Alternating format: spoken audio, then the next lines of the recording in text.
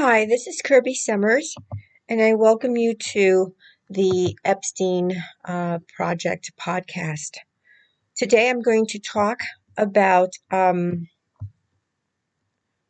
what we've discovered in the days after the attack on the Capitol in Washington, D.C. At this point, there are 6 people who have died. The images of what happened are very graphic. They're very disturbing. There is literally no going back. Donald Trump, as you know, was a close friend of Jeffrey Epstein for 15 years. He called him a fun guy, someone who thoroughly enjoyed his personal life, and he made it clear to say that some of the women that Epstein hung out with were on the younger side. That means that he knew that Epstein was with minors who were not legal. He knew about the trafficking, and that, he called that his social life. So, before I get started on this, again, I want to thank you for your support, your words of encouragement. Oh, by the way, I'm hosting an Ask Me Anything on my Patreon today. So if you have not gone to my Patreon and put in your question, please do so. It's Patreon/Kirby Summers, and you'll get there. No, I think it's patreon.com/Kirby Summers. And before I get started, please remember to like the video. Watch it on YouTube, because the more people that click that like and subscribe button, then it attracts other people. I believe there's some kind of algorithm that YouTube uses in order to get people to listen. And this is an important thing I want to discuss. So what's happening is that it is now known that what happened on January 6th was an inside job. When I saw the images of all of these men rappelling on the face of the Capitol building, I have to tell you, it reminded me of when I was when I was kidnapped, and when the intruder first did the same thing. He was on the roof. He climbed down the wall, the exterior wall of my apartment building. He landed on my air conditioner. Meanwhile, I was calling the police, who, by the way, told me they were not coming to help me. He then climbed back up, so he kept rappelling up and down like a soldier, or like a trained police officer, like a trained military person. And that is exactly who was at this, we're going to just call it an insurrection at the Capitol. These were inside guys. Normally they're like, I think the number, I have it here somewhere, of the number of people, of police officers who protect that building. Normally it's protected by 1,900 police. It's just 1,900. On that day, on Wednesday, January the 6th, only 400 were called in. The others were told, stay home. Do not come to work. That's odd. Don't you think that's odd? They were told to stay home on Wednesday for their own safety. So they knew something was happening. The attacks were like incredibly violent. And Donald Trump was the ringleader. I want to emphasize this. Donald Trump was the ringleader. He basically told the crowd that they were going to march to the Capitol because he disputed the vote. He disputed the results of the election. And he told them, I will be there with you. He said it twice. There's a video online that you can watch to verify what I'm saying. He told them, I will be there with you. When the crowd started to move, Donald Trump got into his limousine. He went back to the White House because, bottom line, as Mary Trump, his niece, has said repeatedly, he's a coward. He went back to the safety of the White House, where he watched on TV what was happening at the Capitol while these people were, like, the destruction and the havoc and the break-in and the shattering of the windows. I mean, seriously, that reminded me of how I was attacked.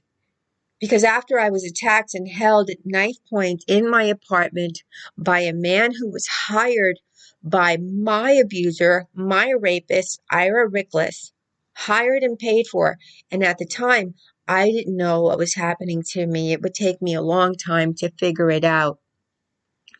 But he did the same thing. He shattered my window. He was able to get in. He rappelled up and down the side of the building. Uh, it, Police never came. The same thing happened at the Capitol. It was an inside job.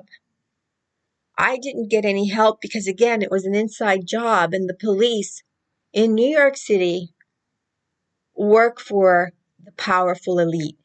They worked for my rapist, the man who turned me into his sex slave. In Washington, D.C., the police work for Donald Trump. Donald Trump basically made sure that help did not arrive. He didn't send help. If you notice, if anything happens in anywhere, there are helicopters, the police get there. Typically in front of the Capitol, there are police officers on horseback. None of that was there on January 6th. That was absent. Now that's odd, but it's not odd when you start adding up all of these things that are normal and were not normal on that day. So when the people that were inside, who were terrified, and I can tell you, having been terrified, hearing someone trying to break into my apartment, screaming that he was going to kill me, and falling on my knees trying to get the police to come and help me, and hearing from them not once but twice that they were not coming. I remember running by my bathroom where there's a mirror and taking a quick look and seeing my reflection on the mirror, and all the color had drained out of my face.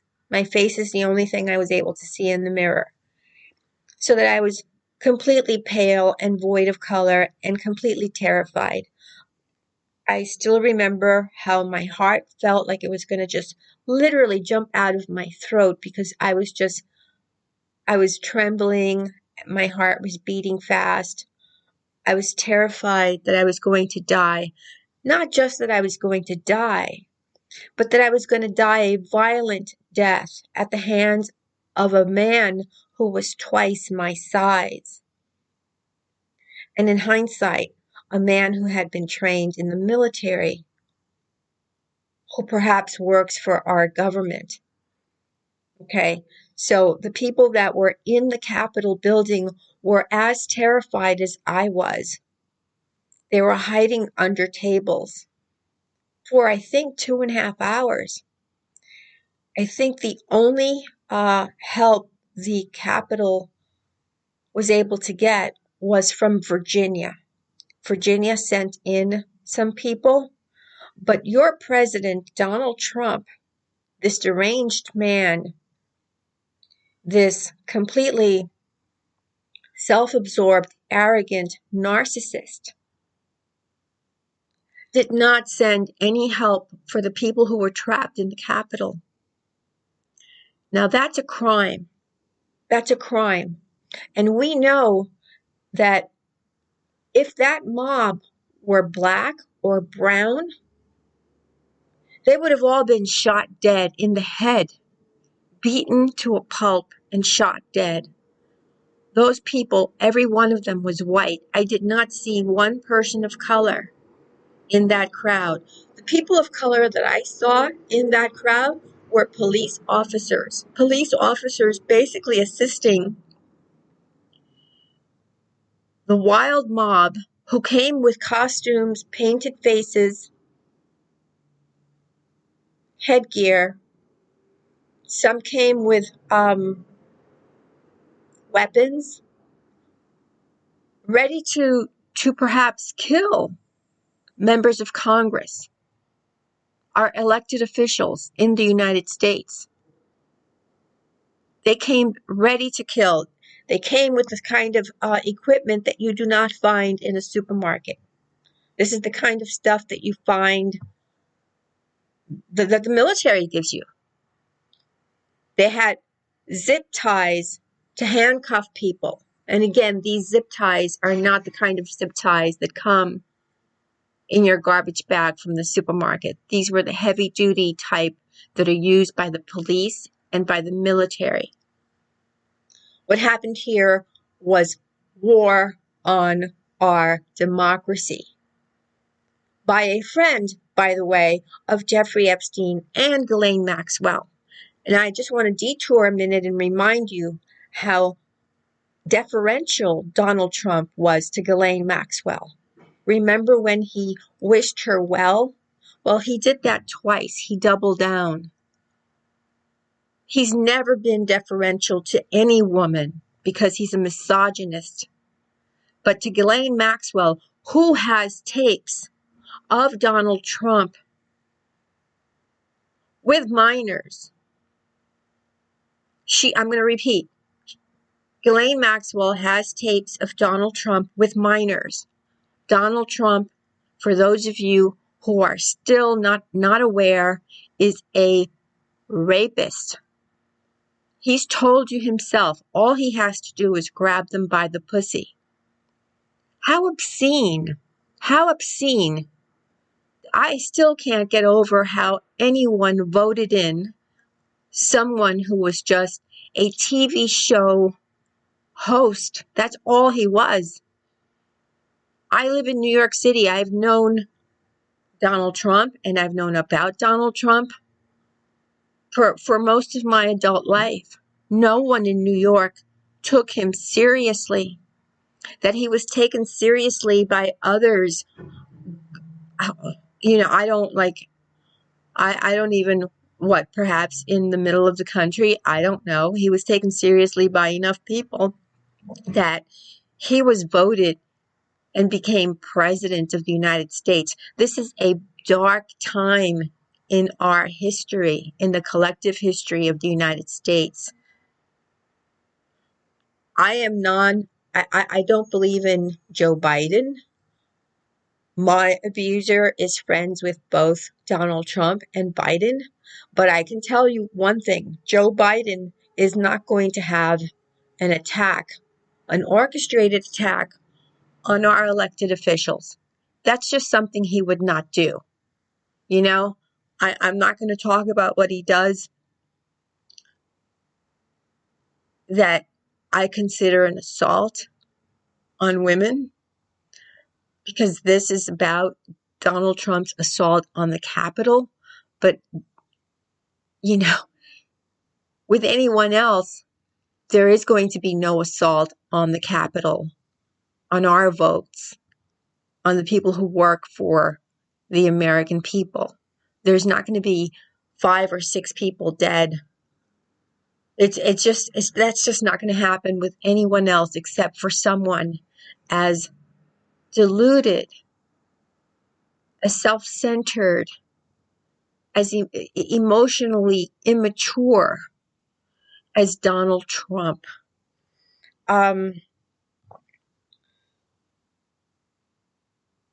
I'm just reading my notes. So, of the few terrorists who have been arrested, none of them, not one has been charged with domestic terrorism.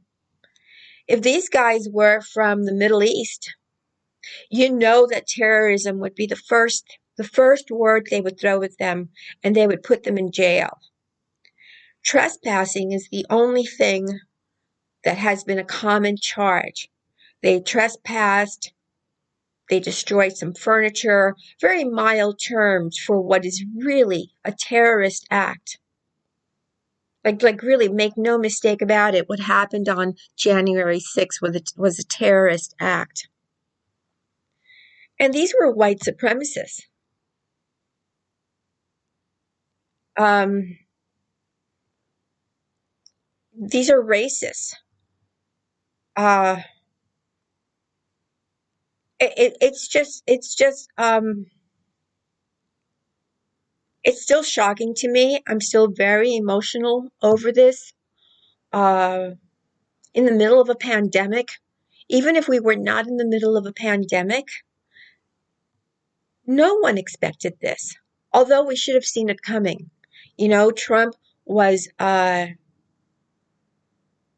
insistent on a lie, and he made people believe the lie. He told people that he won the election. Dude, you didn't win the election. You didn't win. It's a fantasy. And yet his followers, who frankly, from my perspective, having studied MK-Ultra, having written about how it was used in a lot of, perhaps all of these child sex trafficking crimes that we have seen that are interconnected and interrelated, Donald Trump used MK-Ultra style tactics of mind control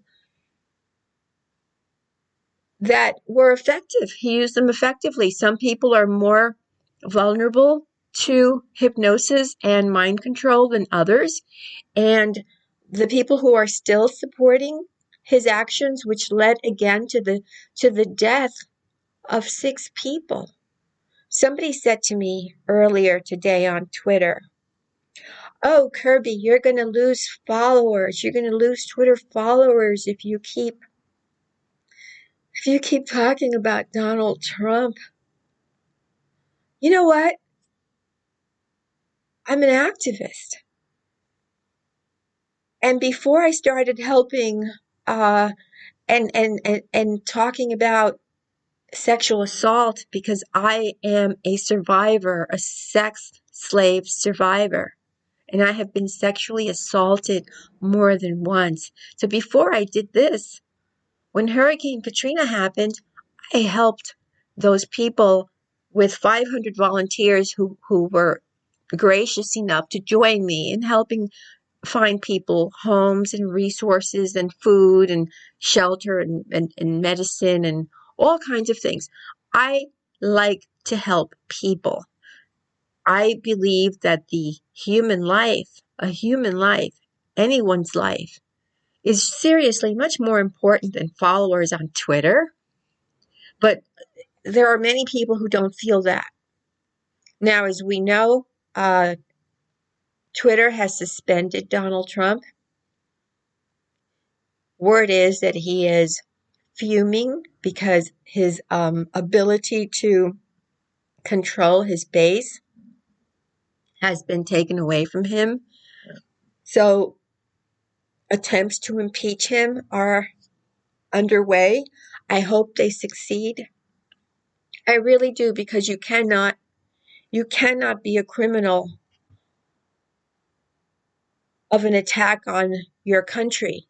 The president, I mean, just wrapping your mind around the fact that the president of the United States led a coup, an attack on the country, a terrorist attack on our own country by the president of the United States. I mean, that just makes no sense. But he did that. And only somebody like Donald Trump is capable of doing something like that. So, I think that what we have to do, those of us who are on social media, I've begun to block or mute people who just are probably paid or brainwashed. Either way, there's really no talking sense to them. I'm not going to spin my wheels or waste my time or become frustrated. I urge you to perhaps, not engage with these people because you can't talk sense into someone who is not looking for peace. They're just looking to create additional divide and more chaos. So use your mute button on Twitter, use your block button, refrain from responding so that we can get through this. Today is January 12th. We have 8 more days to go. 7, because on the 20th, that's when Joe Biden is sworn in. And while predictions are that there's going to continue to be eruptions, let's hope that the police will be kept in check, that they will actually do what they're hired to do, which is theoretically to protect the citizens of the United States. Because right now that's not what they've been doing. But let's hope that that's what they will start to do, because everybody's eyes are on how they behave, what's going to happen next. The world is watching. The world is watching.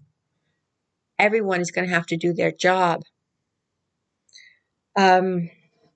Okay, so I want to remind you that I write a weekly newsletter. It's called the Epstein Project newsletter. I write about the intelligence angle. Mainstream media does not touch this. I don't want any of you to forget that Alex Acosta said Jeffrey Epstein belonged to intelligence. I was told to back off. Guess what? Everybody would like you to forget about that. I write about that exclusively. I write about that, and I write about other presidents who have used sex slaves. I write about the things that mainstream media does not discuss and, in fact, suppresses.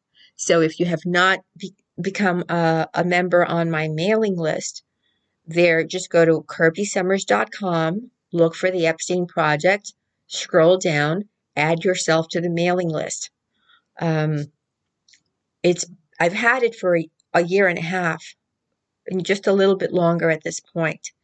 I have a lot of paying members.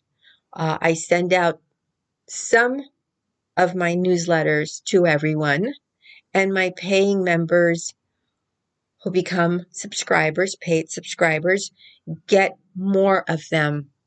So I would appreciate it if you can support my work, because this is what keeps me working on this subject. Contributions, my newsletter, the sale of my books, that is what keeps me able to stay on this. So I certainly appreciate your help. And if you can afford to do so, please become a paid subscriber of the Epstein Project newsletter and or join me on Patreon. Okay? I mean, there are many, many ways of helping me do this. And many people have joined and have participated and have helped me. And that is the only reason I'm here, able to do this. And I thoroughly appreciate their support. But in closing, I want to remind you that Trump was the ringleader and the inciter of the assault and the attack against the Capitol of the United States. We cannot forget this. I'm never going to forget it, and I'm not going to excuse it, and he has to be held accountable. He has to go to jail.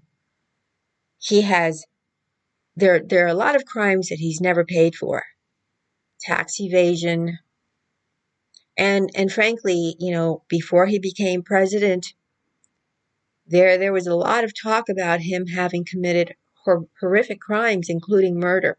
He's never seen one day of jail. This man has skated through life. Remember, his mentor was Roy Cohn. Roy Cohn was another Jeffrey Epstein who had a child sex trafficking ring of young boys. That is who before Epstein became Donald Trump's friend, that is who Donald Trump looked up to. That was his attorney, his advisor, his mentor. Isn't it odd that he goes from one child sex trafficking person, Roy Cohn, to then Jeffrey Epstein? There are no coincidences, right? Like seeks like. Water rises to its own level. In any event, thank you for listening.